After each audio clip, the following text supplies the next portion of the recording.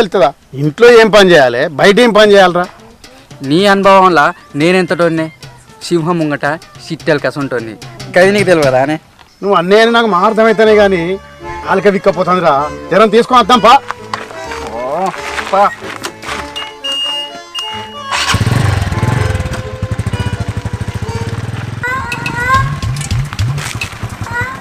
అన్న లొకేషన్ మస్తు ఉంది, ఇక్కడ కూర్చుందాం.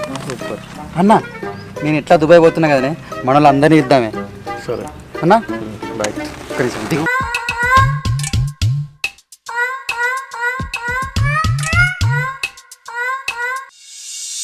అన్న మన వాళ్ళందరూ అత్తరొట్టినాయి.